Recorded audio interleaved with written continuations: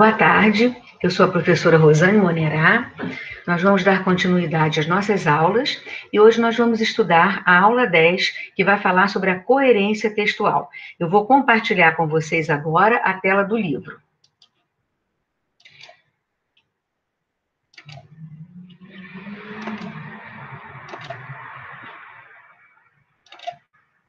Bem, aumentei também o tamanho para vocês poderem ter uma boa visão. O que é um texto coerente? É o título da nossa aula, cuja meta é apresentar a coerência como fator de interpretabilidade do texto. Essa meta, ao final da aula, vocês vão entender melhor o que quer dizer isso, fator de interpretabilidade. Esperamos que ao final desta aula você consiga atingir os seguintes objetivos: reconhecer a coerência como fator de unidade do texto. Só que a coerência, ela está sempre ancorada à situação de comunicação. Nós vamos também aprender a distinguir vários fatores por meio dos quais a coerência se realiza. Vamos identificar as meta-regras da coerência, inclusive saber o que é isso, o que são meta-regras, e essas meta-regras são responsáveis pela progressão textual, e vamos distinguir também tipos de coerência. São situações em que a coerência ocorre. Bem, nas aulas anteriores, começando pela aula 2, nós vimos os fatores pragmáticos da textualidade que incluem a coerência, não é? Fatores centrados no texto: coerência, coesão, informatividade. A intencionalidade e a aceitabilidade, que são fatores centrados nos interlocutores. E a situacionalidade e a intertextualidade, centrados no contexto. Nós já falamos de todos esses fatores, só falta falar agora sobre a coerência. Nas aulas anteriores, quando nós falamos tanto da coesão quanto da coerência, nós nos referimos a esses fatores como fatores de conectividade. Por que isso? Conectividade porque são fatores de ligação, eles conectam não só estruturas linguísticas, daí o nome conectividade sequencial na superfície do texto, que nós chamamos também de coesão textual, mas também conectam ideias, conectam pensamentos, conceitos.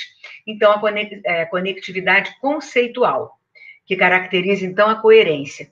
Eu gosto sempre de trabalhar aqui com uma metáfora visual interessante. Quando eu falo em coesão, é alguma coisa que se realiza linearmente na superfície do texto. E a metáfora espacial que eu gosto de trazer aqui é que a coerência é mais profunda.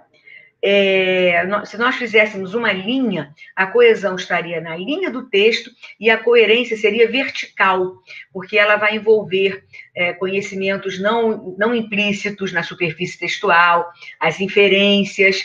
Então, nós vamos falar muito sobre isso na aula de hoje. Quando nós percebemos que um texto é coerente? Simplesmente quando nós conseguimos entendê-lo, quando nós conseguimos interpretá-lo, compreendê-lo. Então, para estudar a coerência de um texto, nós precisamos estudar as suas condições de interpretabilidade. Bem, a coerência ou conectividade conceitual, ela é considerada por muitos teóricos como o fator fundamental da textualidade, o mais importante. E por que isso? Porque ela é responsável pelo sentido global do texto. Não envolve apenas aspectos lógicos e semânticos, mas também aspectos cognitivos, porque ela depende do partilhar de conhecimento entre as pessoas. O texto, então, é compreendido como um todo harmonioso, né? Em que não haja nenhuma parte contraditória, ilógica, né? Que não se adeque àquela situação. Agora, a coerência do texto, ela depende ainda do contexto, da situação de comunicação em que esse texto está inserido. O professor Luiz Antônio Marcuschi, num livro de 1983, um livro muito interessante, que introduziu a linguística textual no Brasil. Esse livro se chamava Linguística Textual, o que é e como se faz. Lá nesse livro, ele considera os fatores de contextualização. O que é isso? É a data, é o local, é a assinatura, são os elementos gráficos. Ele considera esses fatores como fatores muito importantes na construção da coerência do texto. Ele diz até que esses fatores ancoram o texto em uma dada situação comunicativa. É um link, é um ponto de ligação. Para exemplificar essa frase do professor Marcucci e tornar isso mais claro para vocês, eu trouxe aqui dois textos para vocês com contextualizações diferentes. São 2 convites. Vamos ver, então, o primeiro convite. Perdão. Estão todos convidados para o enforcamento de Saddam Hussein. Primeira assinatura. Autoridades iraquianas, Iraque, 2006. Segundo convite. Estão todos convidados para o enforcamento de Saddam Hussein. Segunda assinatura. Turma do Bar X, da Rua X, Rio de Janeiro, 2009. Bom, o conhecimento de mundo e o conhecimento compartilhado tornam perfeitamente coerente a primeira contextualização, embora seja um convite um tanto macabro, né? Convidar alguém para o enforcamento. As autoridades iraquianas convidando as pessoas para o enforcamento de Saddam Hussein. Mas esse convite é coerente porque nós todos temos um conhecimento de mundo e um conhecimento compartilhado. Nós sabemos onde fica o Iraque, nós sabemos quem foi Saddam Hussein, sabemos que ele foi enforcado. Então, o convite tem razão de ser. O segundo convite, cuja assinatura é Turma do Bar X da Rua Y, no Rio de Janeiro, em 2009, quer dizer, 3 anos após a efetiva morte do ditador iraquiano, aí nós já vamos precisar de mais alguns elementos para que possamos perceber com clareza o que significa. São exatamente os fatores de contextualização a que nós teremos que recorrer para poder entender esse convite. Então, vamos um pouquinho mais além aqui, eu vou explicar isso a vocês. Saddam Hussein é um cachorrinho de rua, adotado pelos frequentadores do Bar X, na Rua Y, no Rio de Janeiro, mais precisamente em Niterói. Eu gostaria de dizer a vocês que essa história do cachorrinho Saddam Hussein é uma história verídica, que aconteceu a 1 quarteirão aqui da minha casa, num bar de esquina, em que a turma do bar adotou esse cachorrinho. Então, eles pensaram em arranjar uma noiva para o Saddam, uma cadelinha para o Saddam. E tudo é motivo para uma cerveja, para uma comemoração. Então, o enforcamento era o casamento de Saddam com a cadelinha. Ficou claro agora? Eu gostaria de lembrar também que, na linguagem coloquial, é muito comum se referir a casamento como forca, né? Ah, você vai se enforcar, porque a pessoa vai ficar presa, né, a outra pessoa. Então, agora, com todos esses elementos que nós colocamos aqui, de fatores de contextualização, nós conseguimos, então, tornar o convite 2 também perfeitamente coerente. Certo? Bem, vamos seguir, então, e vamos imaginar essa fala aqui. Mãe, vou me casar, preciso que você providencie o meu vestido de noiva. O noivo já alugou a roupa, vestirá um smoking preto, lindo. Já convidei alguns amigos, falta ver se você e o papai também vão querer convidar mais alguém. Então, isso é uma moça de 26 anos falando para a mãe, né? Vocês percebam que isso aqui já é uma atividade que vocês deverão fazer atendendo ao objetivo 1. Resposta da mãe para a filha de 26 anos. Você devia ter avisado antes. Eu e seu pai teríamos mais tempo com os preparativos, mas tudo bem, vamos correr contra o tempo. Essa mesma fala, mãe, vou me casar, agora é de uma menina de 10 anos. Reparem na resposta da mãe. Você só fala besteiras. Então, eu queria que vocês respondessem agora o que torna a fala da menina de 10 anos não tão coerente quanto a da moça de 26 anos, né? Porque, no caso da moça de 26 anos, a mãe aceitou com naturalidade. Ela reclamou apenas do pouco tempo que restava para preparar o casamento, não é? Então, por que, sem uma explicação prévia, por que vocês acham que a mãe considerou a fala da filha de 10 anos, não é? Uma bobeira? E qual situação comunicativa poderia tornar a fala dessa menina coerente? Bem, vocês vão responder e só depois vocês vão ver a resposta comentada. Eu já disse aqui a vocês que não devem ler a resposta antes de responder, porque vocês estarão se prejudicando. O jornal A Folha de São Paulo, na Folhinha, né, que é um suplemento da Folha de São Paulo, ele apresentou, no dia 21 de maio de 2005, uma situação paralela a essa que foi apresentada no exercício para vocês. Conversa de mãe e filha. Mãe, eu vou me casar. Ah, o que foi? Agora não, Anabela, não está vendo que eu estou no telefone? Por favor, me faz um lindo vestido de noiva, urgente. Aí aqui há uma interrupção, né? Porque foi cortado aqui foi cortada uma parte do texto, que era mais longa. Vamos para o final do texto. Mãe, presta atenção. O noivo já foi escolhido e a mãe dele já está fazendo a roupa, com gravata e tudo. Só um minutinho, Carol. Vestido de casal? O que é isso, menina? Você só tem 10 anos? Alô, Carol! Carol devia ser a moça com quem a mãe estava falando, né? Me ouve, mãe. Os meus amigos também já foram convidados e todos já confirmaram presença. Carol, tenho de desligar. Você está louca, Anabela? Vou já telefonar para o seu pai. Boa! Diz para ele que depois vai ter a maior festança. Ele precisa providenciar pipoca, bolo de aipim, pé de moleque, canjica, curau, milho na brasa, guaraná, quentão e, se puder, churrasco no espeto e cuscuz. E diz para ele não esquecer. Quero fogueira e muito rojão para soltar na hora do sim, eu aceito. Mãe, mãe, mãe, mãe! Caiu para trás. 20 minutos depois. Acorda, mãe. Desculpe, eu me enganei. A escola vai providenciar os comes e bebes. O papai não vai ter de pagar nada, mãe. Acorda. Ô, vida, que noiva sofre, eu já sabia. Mas até noiva de quadrilha? Então, vocês reparem agora que nessa situação de pedido da menina, tudo se encaixa. Todos os fatores estão adequados, porque se trata de uma festa junina. Não é? Isso foi verídico, foi publicado na Folhinha, na Folha do Jornal de São Paulo. Bem, seguindo aqui agora, nós vamos estudar os fatores de coerência segundo a professora Inguedor Cor e o professor Travalha, Luiz Carlos Travalha. Segundo esses autores, a construção da coerência decorre de fatores de natureza distinta, como processos discursivos, cognitivos e culturais. Dentre esses fatores, destacam-se elementos linguísticos.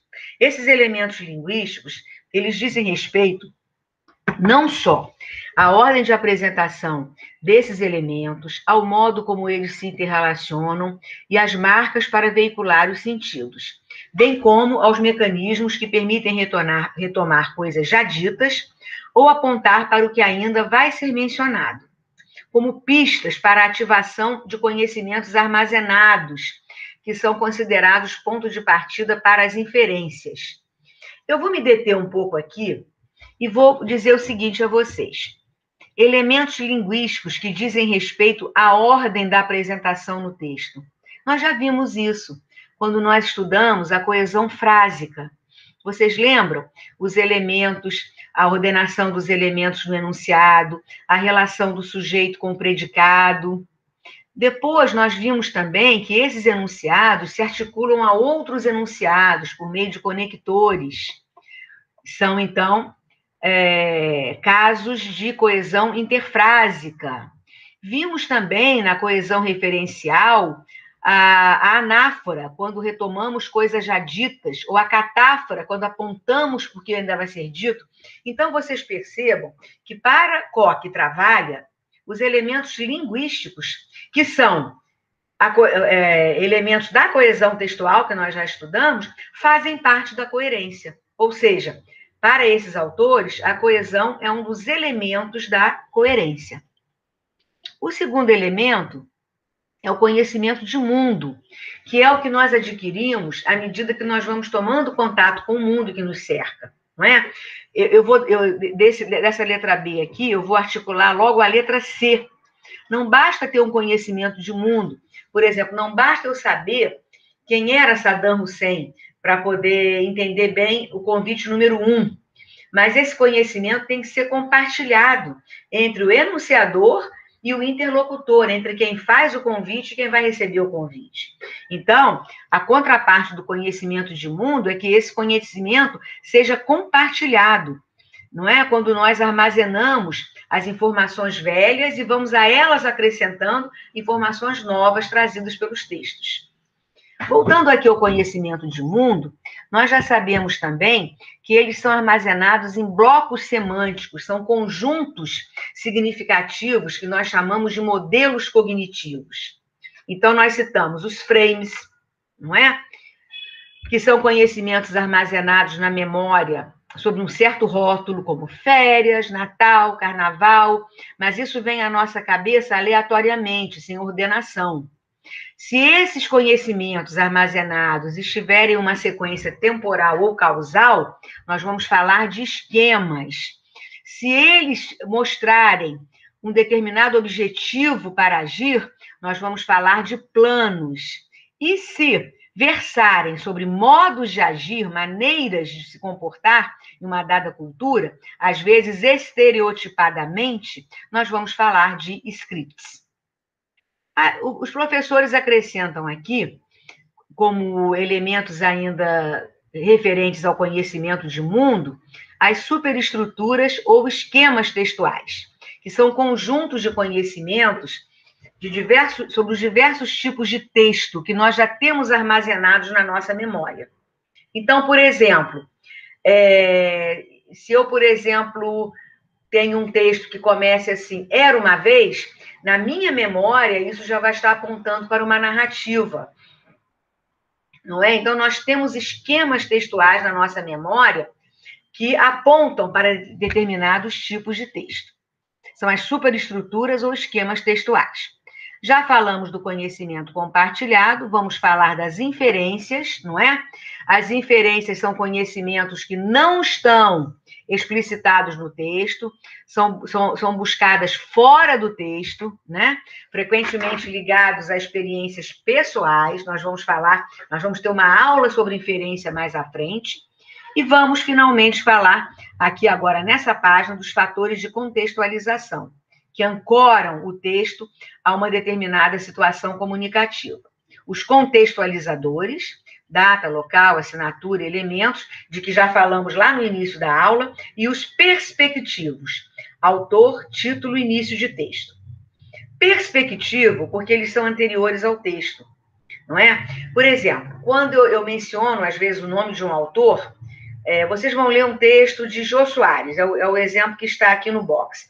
Vocês já vão antever, já vão pensar que pode se tratar de algum texto que vai tratar de alguma situação de humor ou uma brincadeira, pelo perfil que nós já temos desse autor, não é? A mesma coisa acontece com o início de texto Era Uma Vez, a que eu me referi ainda há pouco.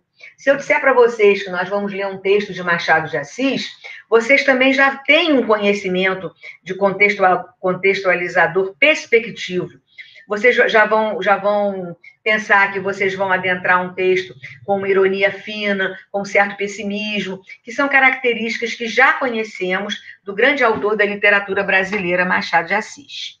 Bom, o fator seguinte, a situacionalidade, também já foi estudada em outra aula anterior, não é? É aquela adequação do texto à situação, atuando na direção da situação para o texto. Em que medida a situação interfere na produção e recepção do texto? Eu lembro que nós conversamos lá atrás sobre as placas de trânsito, sobre os outdoors, não é? Porque a situação comunicativa exige que se use aí uma linguagem objetiva, um texto menor, em que a parte visual esteja bem articulada à parte verbal. Então, a situacionalidade atuando da situação para o texto. Pode acontecer também do texto para a situação, nessa direção. O texto tendo reflexo sobre a situação comunicativa. Por quê? Porque o mundo textual, ele não é uma cópia da realidade, né? Ele apenas simboliza, representa a realidade. A informatividade também já foi estudada, diz respeito ao grau de previsibilidade da informação, né?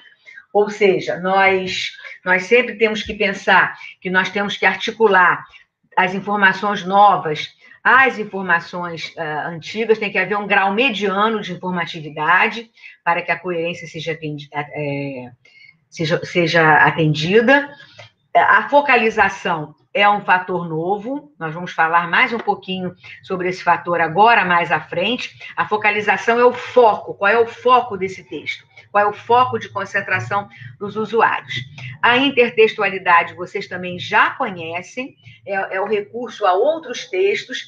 Eu já conversei aqui com vocês, né? Lembrando que disse Dominique Mengenot, que nenhum texto vem ao mundo em inocente solidão. Nós sempre estamos recorrendo a outros ditos, outras memórias, outras vozes que falaram antes de nós, em nossos textos, e sabemos que a intertextualidade pode ser de conteúdo ou de forma. Eu acho que nós estudamos mais atrás a intertextualidade de conteúdo, que pode ser explícita, não é? Quando nós temos citações ou aspas, nós colocamos exatamente a fala do outro, não é? Ou podemos também não indicar a fonte. Pode ser explícita sem indicação de fonte. Ou pode ser implícita. Implícita, nós não queremos identificar de onde partiu esse texto. Mas ela está ali, a intertextualidade. Agora, de forma, quando o autor imita no seu texto a linguagem ou o estilo de outro autor ou de outro texto.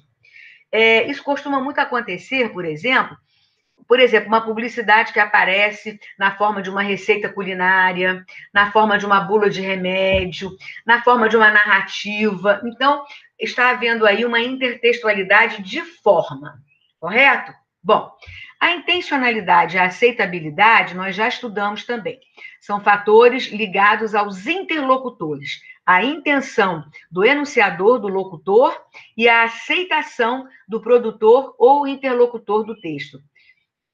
Lembro que o interlocutor, ele procura sempre estar de boa vontade, né, para entender a intenção do enunciador do texto. O último fator apresentado por Ingeborg Kor e professor Travalha é a consistência. O que quer dizer isso? Consistência com relação a enunciados anteriores e a relevância. Aqui deveria estar em itálico também, na próxima edição nós vamos consertar. Relevância com referência ao tópico discursivo subjacente. Bom, isso aqui parece meio abstrato, então, por isso, nós colocamos um boxe aqui à esquerda, para explicar o que é tópico discursivo subjacente. Ou seja, são enunciados ou porções de texto que abordam o mesmo tema. Então, voltando aqui, eu digo que um texto é consistente quando ele tem a ver, vamos dizer assim, com os enunciados anteriores. Eu não coloco nenhuma porção de texto completamente discrepante em relação ao que eu estou falando. E a relevância é em relação ao tópico discursivo. Esse texto, o que eu estou dizendo é relevante à temática do texto de que eu estou tratando? Bem, nós vamos falar mais à frente agora um pouquinho sobre a consistência, a relevância e o foco, que são fatores novos para vocês. Porque os outros fatores vocês já conhecem. Foram todos vistos a partir da aula 2, com o subtítulo de fatores pragmáticos da textualidade. Então, são fatores que foram estabelecidos por Bogrand e Dressler em 1981, num livro chamado Introduction to Text Linguistics, que é Introdução à Linguística do Texto. Esse livro ele está até nas referências lá, se vocês quiserem depois dar uma olhadinha. Bem, as inferências também, como fator de coerência, é um tópico novo, e nós vamos tratar especificamente das inferências na aula 12, certo? Não vamos nos deter nelas agora. Bom, falando um pouquinho mais, então, de focalização, consistência e relevância. Então, são fatores importantes para o estabelecimento da coerência no texto. A focalização corresponde à concentração num determinado tópico. É muito comum a gente falar com os outros assim, olha, você está perdendo o foco. Você já deve ter ouvido isso, alguém falar isso. Qual é o seu foco? Esse termo foco também, na literatura e na linguística, às vezes é substituído pelo termo viés. Qual é o viés que eu estou seguindo? Não é? Então, por exemplo, quando nós pedimos a um aluno para delimitar o tema, os objetivos de uma redação que ele vai fazer, na verdade, nós estamos pedindo que ele focalize esse tema a partir de uma determinada perspectiva. E aí ele estará nos dando o foco. E por que isso? Porque, às vezes, diferenças de focalização podem acarretar problemas de compreensão. Um exemplo muito bom para evidenciar a focalização é o emprego das chamadas expressões nominais definidas. O que é isso? São expressões, são sintagmas em que nós usamos ou pronomes demonstrativos ou artigos definidos mais substantivos. Por exemplo, essa aluna, a melhor aluna. E aí eu gostaria de lembrar a vocês sugerir até que vocês prestassem atenção a partir de agora em algumas publicidades. A publicidade usa muito essa estratégia da focalização por meio de expressões nominais definidas. Inclusive, tem um nome específico, é uma estratégia argumentativa publicitária chamada singularização, em que, por meio do artigo, não é, a definitivização, eu individualizo uma marca. Por exemplo, é o sabão que lava mais branco.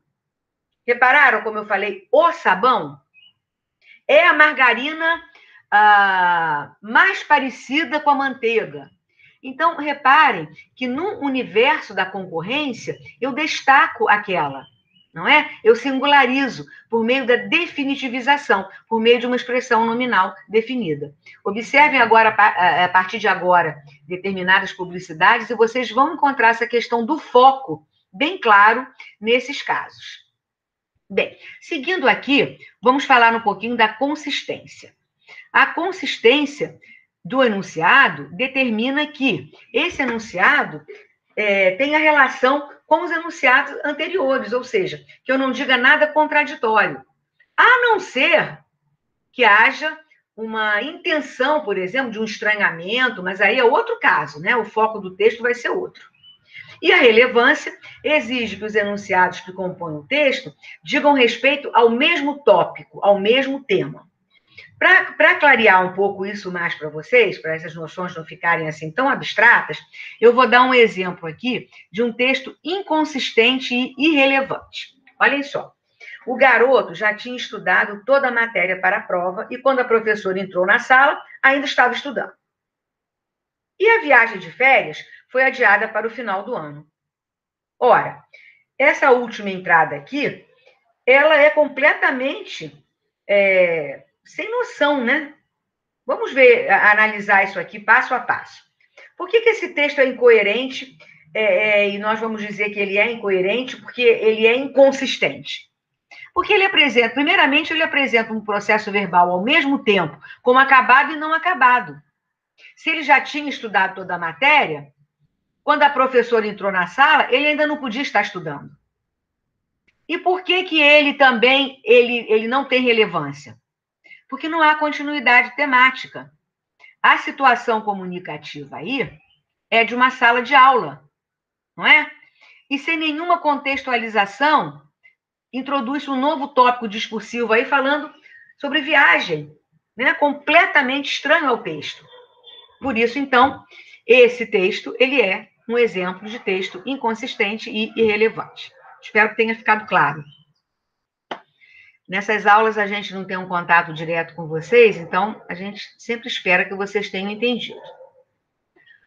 Então, pessoal, quando nós redigimos ou lemos um texto, nós não podemos perder de vista o foco do texto, o que é relevante para a decodificação da mensagem. Devemos também observar se as ideias, os conceitos, elas se constroem harmoniosamente, se tem consistência em relação ao que eu já disse antes, se são relevantes em relação até às informações que não estão no texto, que estão implícitas. Então, vamos dar mais um exemplo. A cerimônia estava marcada para o final da tarde. A igreja ficava no centro da cidade e a noiva havia prometido não chegar atrasada. Observe, então, que as informações aqui são consistentes no mundo representado pelo texto. Por quê? As ideias elas vão sendo construídas harmoniosamente, uma após a outra, em relação ao que está dito e ao que não está dito. Porque não se falou em casamento aqui, mas a gente depreende, não é? Há pistas aí, falando da noiva, etc. Então, nós temos que ver que todos esses fatores devem ser levados em conta para a apreensão do sentido global do texto. Finalmente, é importante destacar que, para a Koch e Travaglia, diferentemente de Bogrand e Dressler, todos os fatores da textualidade se articulam à coerência. Por isso que eu disse lá na meta da aula, eu falei que eu ia voltar depois a isso, que a coerência é um fator de interpretabilidade. Ela é o fator mais importante, inclusive incluindo a coesão. Correto? Bem, vocês agora têm um exercício que atende ao objetivo 2. Vocês têm que acessar esse link, ler esse texto de Carlos Drummond de Andrade, Aquele Casal, é um texto muito bonito, e depois responder as perguntas. Pelo desenrolar do texto, ou seja, pela focalização que é dada às ações de Elsa, sob o ponto de vista do marido, o leitor é levado a construir uma imagem da Elsa. Qual é essa imagem? Eles vão responder. Depois, no último parágrafo do texto, o narrador dá uma informação relevante que muda completamente o entendimento do texto. Olhem o que ele diz. Esqueci-me de dizer que meu amigo tem 82 anos e Dona Elsa 79. O que fica subentendido nessa narração final? Terceira questão. Em qual momento da narrativa um dos personagens tenta explicitamente mudar o foco da conversa? Quarta questão. Durante todo o texto, um dos personagens, o marido, tenta convencer o amigo de que a mulher está estranha, não é? Ficou com os movimentos mais leves, com ar desembaraçado, etc. O que não vai bem para uma senhora casada. Dentre os fatores de coerência, esses três últimos novos que nós estudamos, focalização, consistência e relevância, qual deles falta ao argumento do marido em relação à caracterização da mulher e por quê? Vocês vão ter que justificar. Só depois de ler, de responder, leiam a resposta comentada. Bem, seguindo mais um pouco à frente, dando continuidade, nós vamos falar de um linguista francês chamado Michel Charolles. Ele estudou a coerência e ele estabeleceu meta-regras de coerência. O que é isso? São regras que estabelecem a coerência. E ele criou 4 regras de coerência que ele chama de meta-regras da coerência. Repetição, progressão, não contradição e relação. Vamos ver o que significa cada meta-regra. Meta-regra da repetição.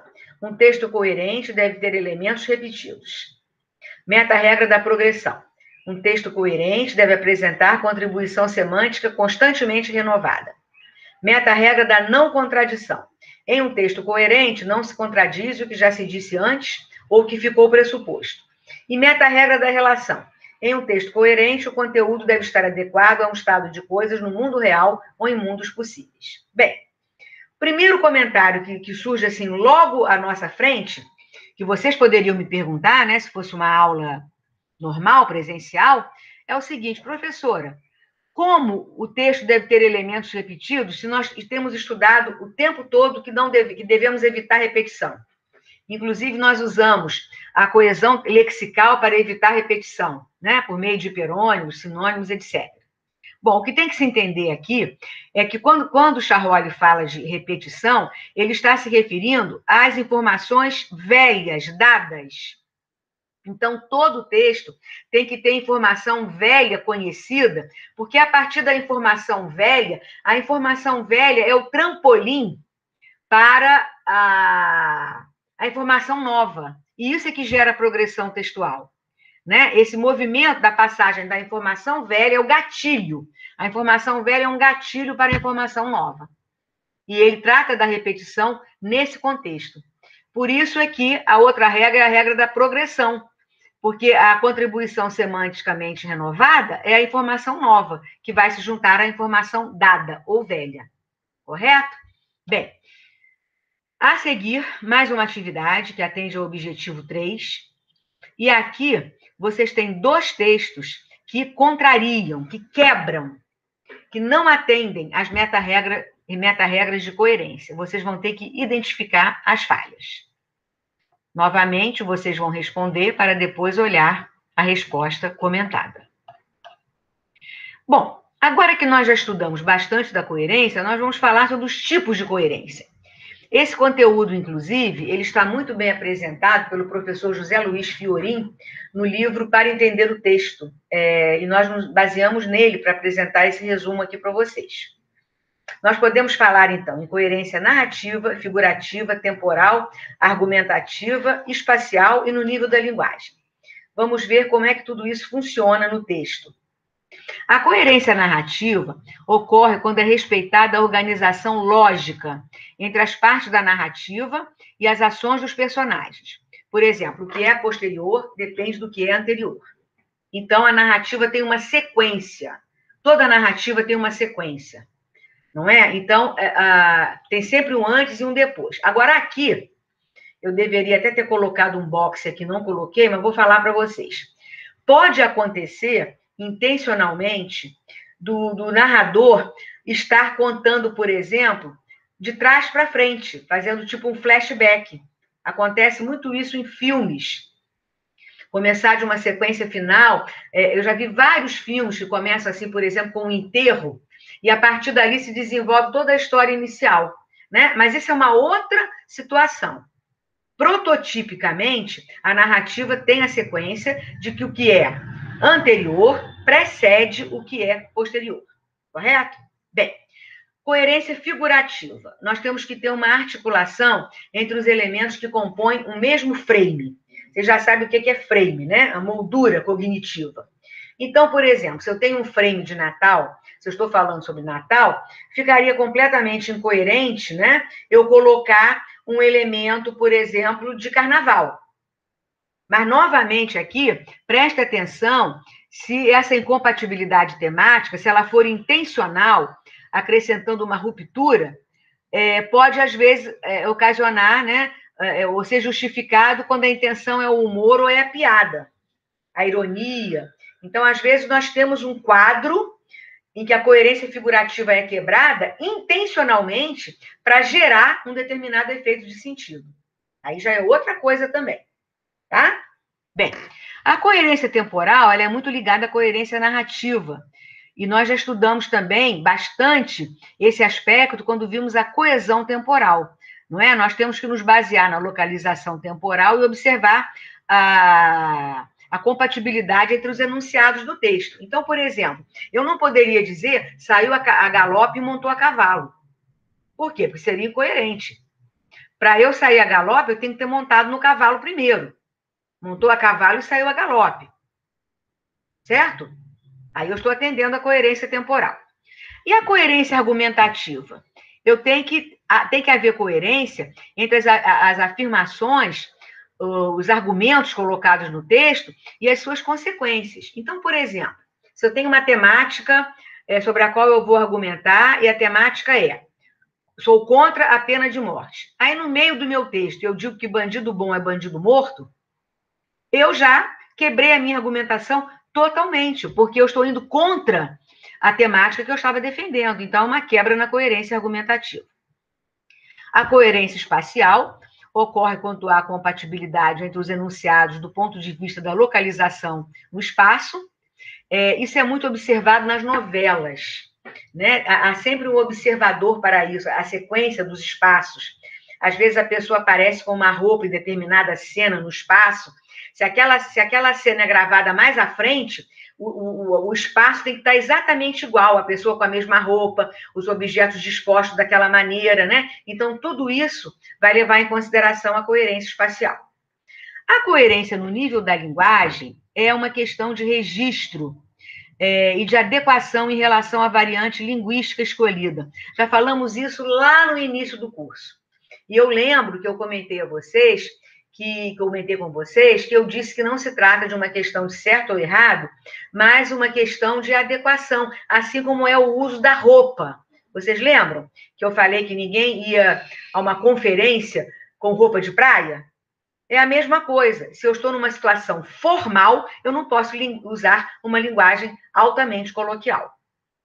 Qualquer um desses aspectos de coerência que nós analisamos, ele deve estar relacionado, de maneira geral, a dois níveis.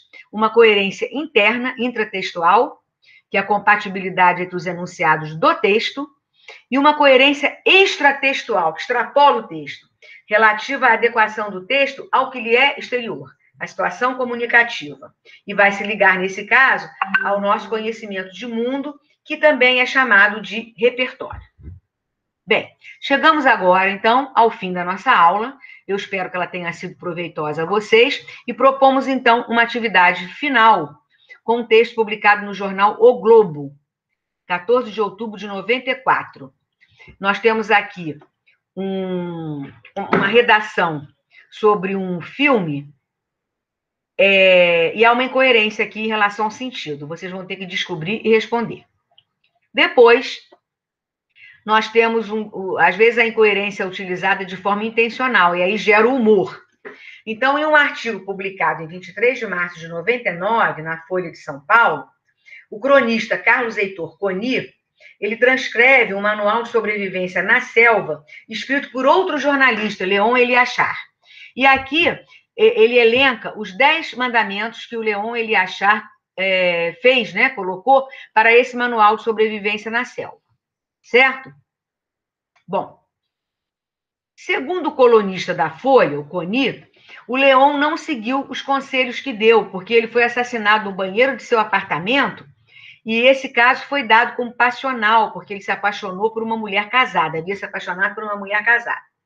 De qualquer forma, segundo Carlos Heitor Coni, Leon poderia ter acrescentado um mandamento aos 10 que inventou. E esse 11º mandamento seria não amar a mulher do próximo nem a própria. Pergunta-se então, os 10 mandamentos criados por Leon Eliachar são incoerentes? O que vocês acham? Por quê? A proposta de Leon Eliachar, em Sobrevivência na Selva, em que ele elenca 10 mandamentos, é provocar humor, mostrando ao leitor de forma mais descontraída que não existe solução para o problema da violência nas grandes cidades. O 11º mandamento foi criado por Carlos Heitor Coni.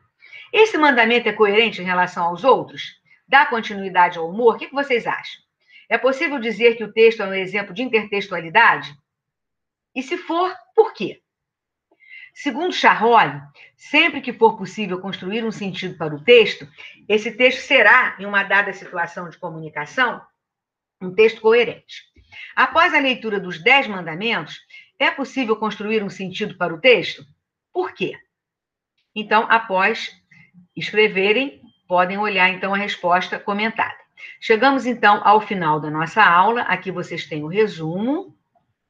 E na próxima aula, na aula 11, nós vamos discutir a relação entre coesão e coerência, ou seja, pode existir um desses fatores sem o outro? Então, eu agradeço a atenção de vocês. Eu vou parar agora de compartilhar a tela e vou, então, encerrar a apresentação. Uma boa tarde e até a próxima aula.